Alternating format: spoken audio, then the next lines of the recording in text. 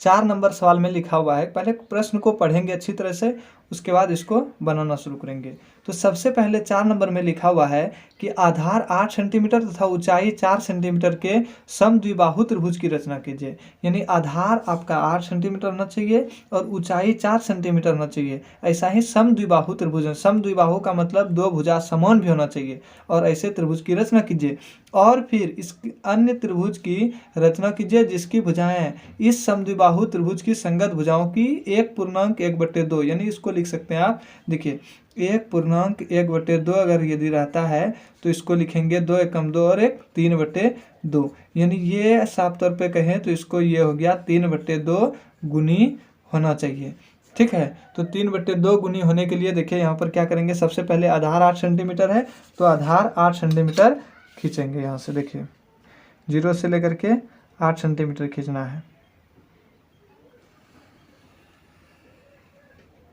8 centimetre खींच लिया यहाँ तक। ठीक है, अब इसमें लिख देंगे 8 सेंटीमीटर। आगे देखिए, आगे अब क्या करना है इस जगह से। उसके बाद है ऊंचाई 4 सेंटीमीटर। तो ऊंचाई अगर 4 सेंटीमीटर दिया हुआ रहे तो ऊंचाई 4 सेंटीमीटर कैसे नापेंगे। तो ऊंचाई नापने के लिए सबसे पहले आपको क्या करना होगा, देखिए इस जगह से आधा से अधिक, यानी ये मान लीजिए आधा यहाँ पर होगा तो आधा से अधिक तब नाप करके देखिए इस जगह रखे। उसके बाद ये आधा से थोड़ा सा अधिक कर लेना है और इसको एक बार ऊपर में कटाना है। ठीक है, और उतना ही बड़ा नीचे भी करनी है। दोनों साइड चाप खींच लेंगे, यानी ऊपर एक बार चाप खींचेंगे और उतना ही बड़ा नीचे चाप खींचना है। चाप खींचने के बाद अब इसको इस तरफ से, यानी इस बिंदु से इधर से भी एक चाप खींचना है इसी पर।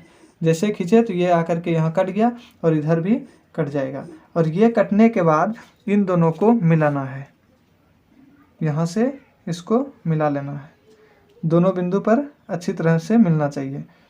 यहाँ से जैसे ही इसको मिलाए तो अब यहाँ से 4 सेंटीमीटर, यहाँ बीच से, इस बीच से 4 सेंटीमीटर ऊपर जहाँ भी पुरेगा वहाँ पर एक बिंदु दे देनी है। जैसे यहाँ लिए तो इससे ये बिंदु यहाँ पर आ गया। ठीक है, इस बिंदु पर यहाँ से बिंदु देंगे और उसी बिंदु पर इधर से भी मिला देंगे इसको। इधर से मिलाते हुए एक बड़ा रेखा खींच देते हैं।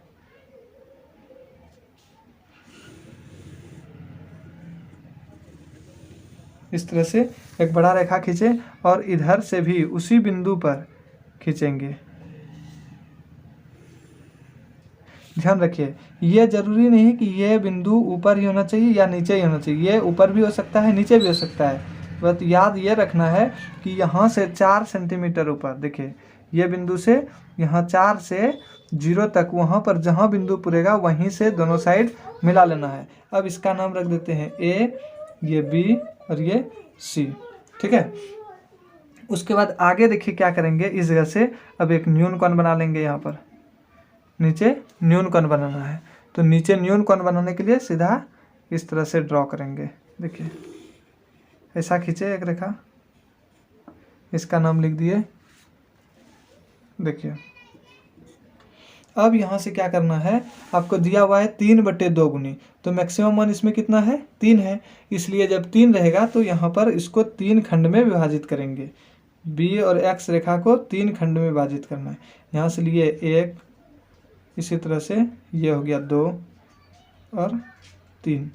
आप इससे अधिक भी कर सकते हैं, ये 4, जितना मन चाहे खींच सकते हैं। अब देखिए यहाँ से इसका नाम लिखेंगे। पहले बी है तो ये हो जाएगा B1 और ये B2, फिर B3 और इसका B4। इस तरह से इसका नाम लिख दिए। अब देखिए इसमें हर में आपका क्या लिखा हुआ है, हर में दिया ऊपर में, यानी अंश में लिखा हुआ है 3 और हर में 2। तो यानी B2 वाले को पहले जो हर में दिया हुआ रहेगा उसी को, यानी B2 को आप C से मिला दीजिए। पहले B2 को C से मिलाएंगे इस तरह से, B2 को C से मिलाना है। ठीक है, उसके बाद अब ये 2 का कम हो गया तो अब बचा 3, तो 3 के लिए यहाँ से और इधर जाएगा आगे, तो इसलिए इसको क्या करना होगा, सबसे पहले आगे बढ़ा लेना होगा। इस रेखा को और बड़ा कर देंगे।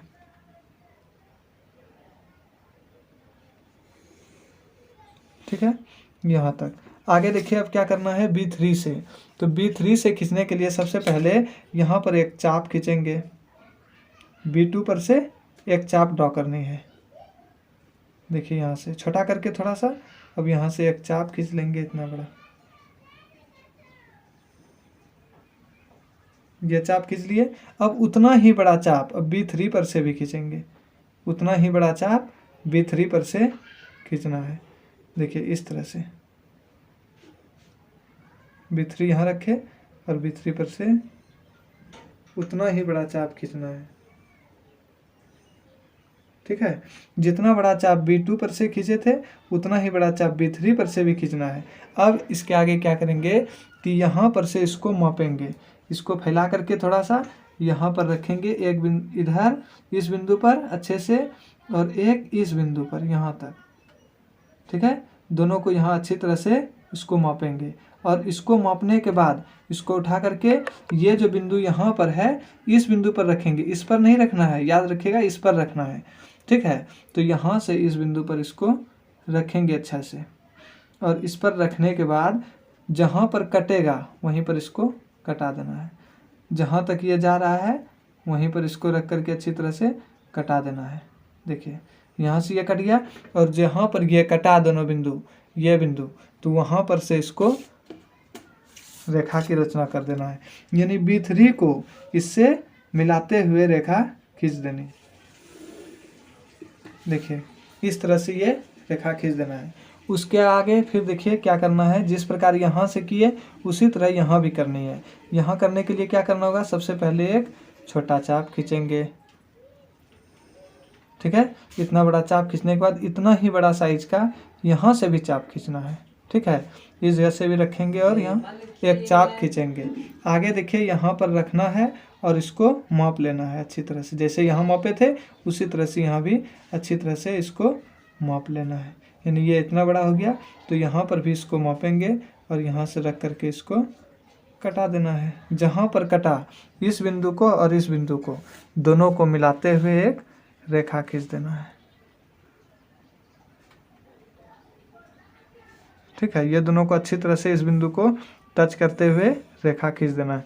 अब देखिए जैसा ये त्रिभुज था वैसा ही ये भी त्रिभुज आ गया और वो भी 3/2 गुनी हो गया। इसका नाम रख दीजिए E और इसका नाम रख देंगे D। ठीक है, बस ये आपका बन करके कंप्लीट हो जाएगा और ये ऊंचाई हो जाएगा आपका 4 सेंटीमीटर। जैसा ये त्रिभुज था वैसा ही समरूप त्रिभुज अन्य त्रिभुज की रचना हो गई है।